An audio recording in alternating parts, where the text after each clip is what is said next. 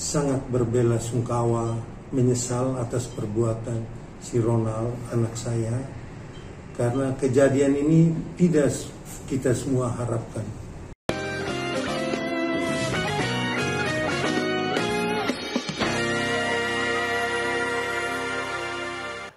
Pemirsa, masih bersama saya di Konspirasi Prabu. Polisi telah menggelar rekonstruksi dari kasus penganiayaan yang dilakukan oleh Ronald Tanur, anak anggota DPR RI terhadap kekasihnya. Nah, olah TKP juga telah dilakukan di sejumlah lokasi seperti di restoran, di tempat karaoke, hingga juga di apartemen pelaku. Ya, ini yang kemudian menjadi sorotan dan sangat disayangkan nih Mas Prabu dan juga pemirsa, ya, tersangka ini jerat dengan pasal penganiayaan nih, bukan pembunuhan.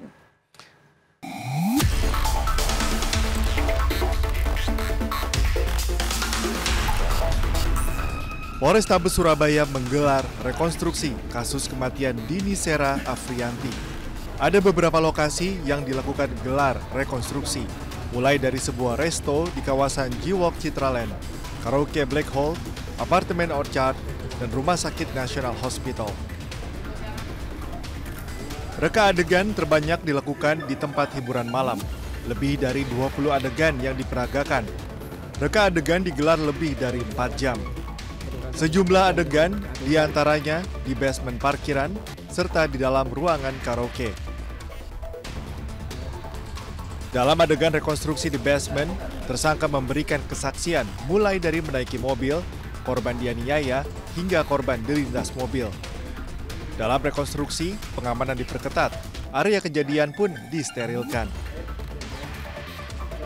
Secara prosedural dan profesional guna betul-betul untuk mencari fakta yang sebenarnya dari perkara hilangnya nyawa dari korban ini. Sementara itu, keluarga korban berharap tersangka yang diketahui anak anggota DPR RI dihukum seberat-beratnya. Senada dengan pihak keluarga, kuasa hukum korban juga berharap pelaku dijerat dengan pasal pembunuhan. Hal ini dikarenakan sebelum meninggal, korban dianiaya dengan sadis oleh pelaku. Tim kami akan mengawal agar pelaku ini mendapatkan ganjaran yang setimpal. Artinya apa?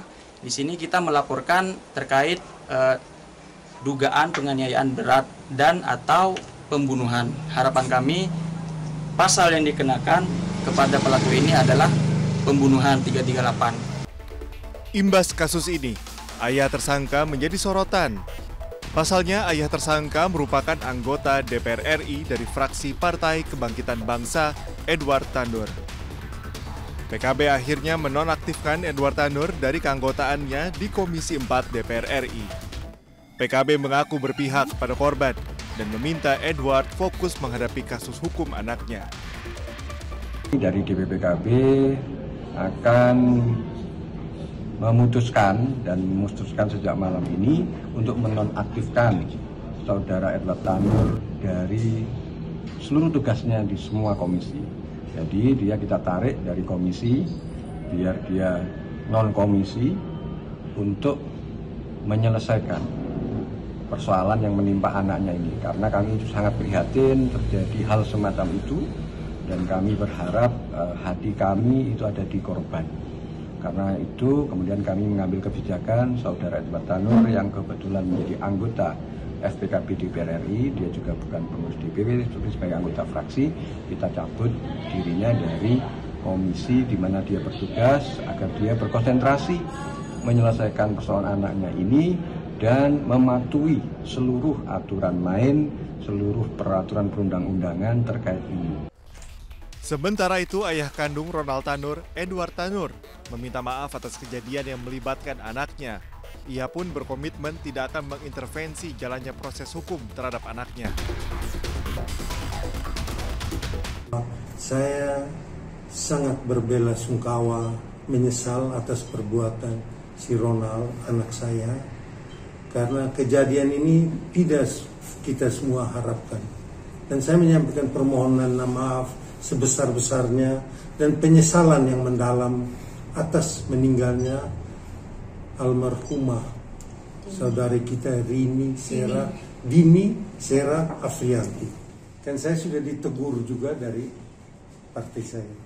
Saya bilang, Pak, saya orangnya bukan tipe orang pengecut. Kalau A, saya katakan A. Saya tidak mau besok-besok Edward Tanur melakukan pembohongan atau penipuan. Saya nggak mau. Akibat perbuatannya, tersangka dijerat dengan pasal penganiayaan berat dan kelalaian yang termaktub dalam KUHP. Tersangka terancam hukuman 12 tahun penjara, namun kuasa hukum korban berharap tersangka bisa dijerat dengan pasal pembunuhan. Sebelumnya, Dini Sera Afrianti meregang nyawa di tangan Gregorius Ronald Tanur saat berkaraoke di salah satu tempat hiburan di Surabaya, Jawa Timur. Korban yang sudah tidak sadarkan diri awalnya tergeletak di basement. Namun tersangka tidak menolong dan merekam, bahkan menertawakan kondisi korban. Tersangka kemudian membawa korban menggunakan mobilnya menuju apartemen korban. Namun karena kondisinya semakin kritis, oleh tersangka dibawa ke rumah sakit, namun nyawa korban sudah tidak tertolong. Tim Liputan iNews melaporkan. Ya pemirsa, juga Ayah pasti saya rasa ingat ya tentang kasus kopi sianida yang terjadi sekitar 7 tahun lalu kurang lebih ya. Saya masih kuliah tuh, Mas. Iya, waktu itu kan memang kasusnya ramai sekali dan semua media juga meliput dan ini menjadi perhatian media asing juga. Nah baru-baru ini kasusnya dibahas lagi setelah tayangan film dokumenter di layanan streaming. Saya sarankan kamu nggak nonton sebelum tidur, nanti nggak bisa tidur. Tapi udah nonton sih, Mas. Okay. Karena seseru itu gitu loh, ya kan? Karena memang tidak hanya Ayah aja, banyak sekali masyarakat Indonesia juga membahas hal ini nih. Nah, sampai-sampai para netizen nih kalau kita nyebutnya masyarakat yang ada di online ini menyerbu juga akun Instagramnya Pak Jokowi nih. Minum apa? Mineral water. Jessica was ordering. Kasus kopi sianida yang menewaskan Wayan Mirna Salihin 7 tahun lalu kembali jadi sorotan publik usai film dokumenter berjudul Ice Cold Murder Kavi and Jessica Wongso tayang di layanan streaming akhir September lalu. Dari hasil film dokumenter yang dibuat oleh Rob Sixsmith ini memberikan sudut pandang baru bahwa penetapan Jessica Wongso sebagai pelaku utama pembunuhan Mirna abu-abu. Publik pun menilai ada kejanggalan dalam kasus ini. One, was this a murder? And two, if so... Hal ini menimbulkan pro dan kontra di masyarakat. Beberapa dari mereka menilai Jessica pasti pelakunya. Sementara beberapa lainnya menilai bahwa Jessica mungkin tidak bersalah. Apa yang terjadi pada orang yang berada di sekeliling? Kalau sampai saat sekarang saya tidak setuju karena bukti-bukti yang ada itu belum terlalu detail ya, belum terlalu otentik ya. Karena berdasarkan dari pihak kepolisian aja, sebenarnya dari pihak-pihak lain itu sepertinya belum terlalu didalamin. Mungkin begitu.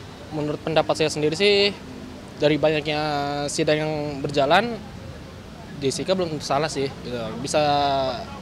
Bukan bisa jadi sih, tapi memang mungkin sudah direncanakan. Dari berita yang saya baca itu emang si Jessica ini terbukti sih, lebih tepatnya ada buktinya gitu.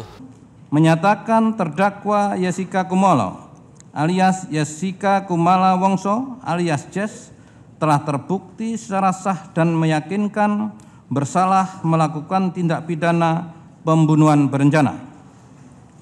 2. Menjatuhkan pidana terhadap terdakwa tersebut dengan pidana penjara selama 20 tahun. Demikian putusan majelis. Hakim memvonis Jessica Wongso bersalah atas kematian Wayan Mirna Salihin 6 Januari 2016 lalu karena memasukkan racun sianida ke dalam kopi Vietnam milik sahabatnya itu. Jessica pun dihukum 20 tahun penjara. Jessica pernah mengaku bahwa ia memesankan kopi Vietnam untuk Mirna. Merasa ada yang salah, almarhumah Mirna sempat meminta Jessica mencicip kopi Vietnam tersebut, namun tak dilakukannya. Saya tahu Mirna itu sudah minum karena habis dia minum, dia bilang rasa kopinya nggak enak. It's awful, dia bilang seperti itu ya? Nggak enak, aneh gitu. Terus sodorin ke muka saya gini, suruh cobain. Terus saya cium, wanginya emang nggak enak.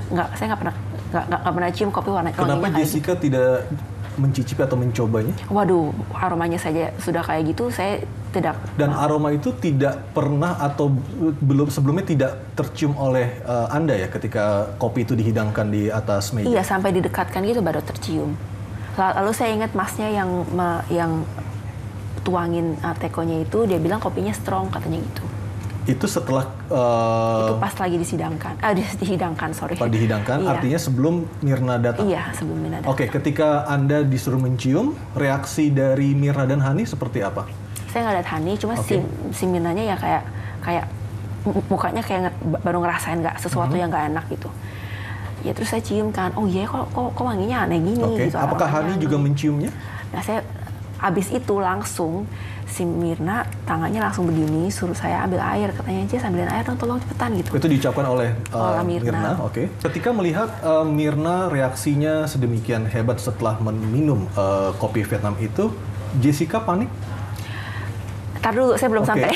Baik, silakan. Iya, jadi waktu baru minum, dia kan cuma bilang mukanya kayak baru ngerasain sesuatu yang pahit atau nggak enak gitu kan. Lalu dia minta air, suruh saya ambil air. Nah saya nggak lihat tuh pada saat itu saya kan lagi ngomong sama servernya di daerah, jadi jalanan tengah-tengah antara bar, ini saya dan pelayan, ini Mirna sama Hani di sini kan. Jadi saya nggak lihat ke belakang gitu, mereka lagi ngapain. Jadi Anda langsung lari ke bar, meminta iya, saya air? nggak benar-benar ke bar, saya ketemu pelayannya sebelum ke bar, jadi di tengah-tengah. Nah pada saat itu saya nggak memperhatikan mereka itu ngapain dan mukanya Mirna kayak apa, saya nggak lihat. Tapi saya ingat waktu saya kembali, waktu mau duduk, si Mirna kepalanya sudah gedeblak ke belakang. Tapi saya lihat prosesnya waktu gedeblak ke belakang begini.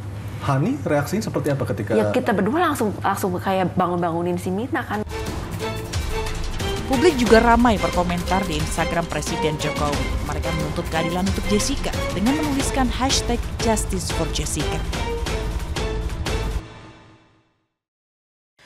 Kepolisian terus mendalami kasus tewasnya siswa kelas 9 SMPN 132 Jakarta Barat yang diduga karena terjatuh dari lantai 4 gedung sekolah. Ya, informasi selengkapnya pemirsa masih akan kami hadirkan di Konspirasi Prabu sesaat lagi.